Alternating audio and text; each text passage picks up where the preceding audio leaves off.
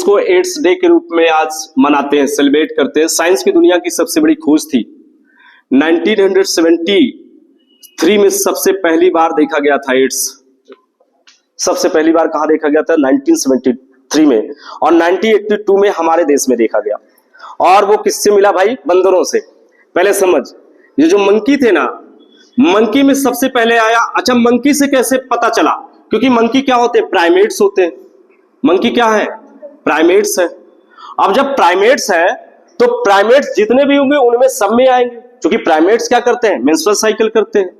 अब भारत में 1982 में सबसे पहले देखा गया। अच्छा, जो दुनिया में सबसे पहले देखा गया वो थाईलैंड में देखा गया। थाईलैंड में आया। फिर भारत में जब सबसे पहले आया तो 1982 में आया। वो भी कहां आया? मुंबई में आया। मुंबई में एक शहर है भिवंडी, भिवंडी।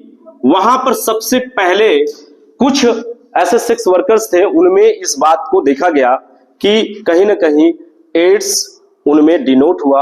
और एड्स के लिए हम लोग क्या करते हैं? टेस्ट कराते हैं, जिसे एलिशा टेस्ट कहते हैं। उस एंजाइमेटिक जो लिसर्जिक टेस्ट होता है, उससे ये पता चलता है सीरम से कि एड्स हो गया। क्योंकि एड्स में क्या होते हैं?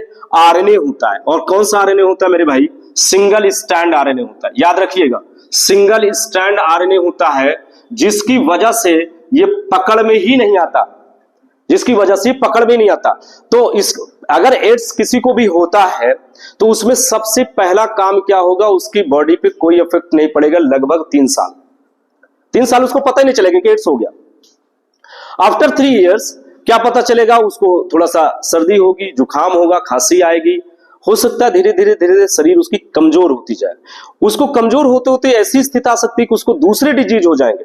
क्योंकि एड्स ऐसा डिजीज नहीं है कि वो प्रॉब्लम करता है, क्योंकि इसका जो वायरस जिसे हम HIV कहते हैं, ये बॉडी में दूसरे डिजीज को दावत देता है। जैसे आप लोग दावत में 500 लोगों को बुलाते हो ना, वैसे ये क्या करता है?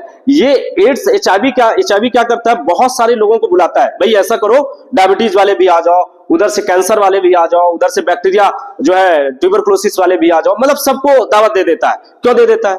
क्योंकि आपकी बॉडी के T4 लिम्फोसाइट्स जो इम्यून सिस्टम को मेंटेन करती है, वो लॉस हो जाती है। इम्यून सिस्टम को लॉस कर देता है। अगर ये कमजोर हो गई तो बहुत सारे डिजीज कम कर जाएंगे बॉडी के अंदर। तो बैक्टीरिया, वायरस, फंगस, ये सब बॉडी में आ जाएंगे। अब ये बॉडी को नुकसान पहुंचाना शुरू करेंगे। जब नुकसान पहुंचाना शुरू करेंगे तो आपकी बॉडी डिकम्पोज होना शुरू हो जाएगी, क्योंकि बॉडी में इम्यून सिस्टम लॉस हो गया। अब बॉडी कमजोर होगी, फीवर हमेशा रहेगा, लॉस ऑफ एपेटाइट, भूख नहीं लगेगी, आपको वीकनेस फील होगी। आप सीढ़ी चलोगे तो सांस आपको बहुत ज्यादा चलने लगेगी। आप कभी कभी ऐसा महसूस होगा, चक्कर आने लगेगा, कभी कभी गिर भी जाओगे। गड स्किन का कलर चेंज हो जाता है। एड्स वाले पेशेंट में क्या होता है? अगर वो फेयर कलर है तो धीरे धीरे डार्क हो जाएगा, काला पड़ जाएगा, पूरी स्किन धीरे धीरे काली पड़ जाएगी।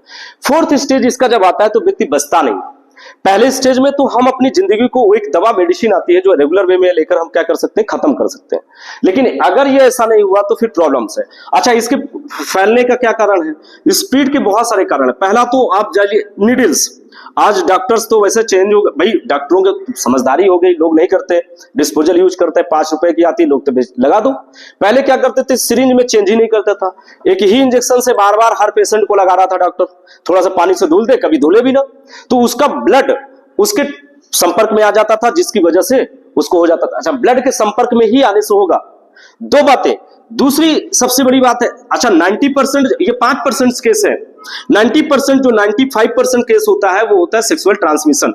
मतलब अगर जब तक सेक्सुअल किसी के बीच में पार्टनरशिप नहीं होगी, अच्छा ऐसा भी नहीं कि एक के साथ, मल्टीपल पार्टनर जिनके भी होंगे उनको इस प्रकार के डिजीज होने के चांसेस है। अगर एक से अधिक किसी के पास मल्टीपल पार्टनर है, भाई एक के साथ उसका संबंध नहीं है, अगर उसके संबंध बहुत सारे लोगों के साथ है, चाहे वो लड़की फीमेल हो चाहे मेल हो, और मेल का भी ऐसा होता है और फीमेल को होता है, जब तक उसका ऐसा नहीं होगा तब तक ये कभी नहीं होगा, क्योंकि हम जानते ही नहीं सामने वाले को। अननोन, अच्छा अननोन मल्टीपल पार्टनर है, नोन में भी नहीं है, जानकारी नहीं है कि ये कौन है, क्या है, उसके बाद ऐसा हो रहा है, वो कहां से आया, किस तरह से है, उसके पास कौन सा डिजीज है, क्योंकि हर व्यक्ति का बॉडी का सिनेरियो अलग अलग है। वो कहां से कौन सा डिजीज लेकर आया या हमें पता नहीं। और उसके साथ हमारा रिलेशन इस तरह का हो गया, इंटरकोर्स का हो गया, क्वाइटस का हो गया, सेक्सुअल रिलेशन हो गया, तो 100% आपको एड्स होना 100% हो जाएगा। तीसरा, ब्लड ट्रांसफ्यूजन। हम लोग क्या करते हैं आजकल, ब्लड को ट्रांसफ्यूज करा देते हैं और उसको बिना जांच किए हुए। अगर हम जांच नहीं करते किसी का ब्लड ट्रांसफ्यूज कर रहा है, मुझे ब्लड किसी को देना है, डोनेट करना है, तो हमारा पहले एचआईवी टेस्ट होगा। भाई मैं एचआईवी टेस्ट होगा, उसमें अगर कुछ भी सिम्टम्स ऐसे लगते हैं तो तुरंत रोक दिया जाएगा, ब्लड ट्रांसफ्यूज नहीं कर सकते, क्योंकि वो ब्लड अगर किसी को दिया जाएगा तो उसमें भी क्या हो जाएगा, 100% वो भी क्या हो जाएगा, पेशेंट हो जाएगा। फिर आता है 4th नंबर पे, ड्यूरिंग डिलीवरी किसी भी माँ को अगर एचआईवी है, उसको पता नहीं हुआ, मान लो माँ को एचआईवी हो गया, किसकी वजह से, हस्बैंड की वजह से, या उसको उसके बहुत सारे हो सकते हैं पार्टनर रहे हो तो उसकी वजह से।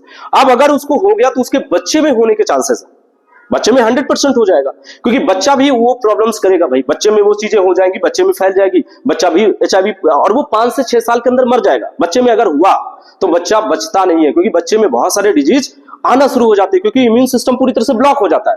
पहला तो ये 4था नंबर हो गया। 5वां नंबर ये कर सकते हैं कि आजकल जो है, आप देखिए बहुत सारा जो ये देखने को मिलते हैं आजकल, ओरल किस से भी हो रहा है, मतलब जो लोग ओरल किस कर रहे हैं, सलाइवा का ट्रांसफ्यूजन हो रहा है, सलाइवा का। अगर किसी भी फीमेल और मेल में सलाइवा का ट्रांसफ्यूजन हो गया तो भी पॉसिबल है। लोगों के मन में ये संदेह होता है, डाउट होता है, सर क्या मच्छर काटने से होता है क्या? नहीं भाई, मच्छर काटने से नहीं होगा। मान लीजिए मुझे एचआईवी, मान लीजिए सपोज, मुझे ऐसा थोड़े है, मुझे एचआईवी है सपोज करते, तो अगर मुझे काटा मच्छर, तो अगर आपको वही मच्छर काट रहा है तो एचआईवी नहीं होगा, क्योंकि डाइजेशन और एचआईवी का बंद कर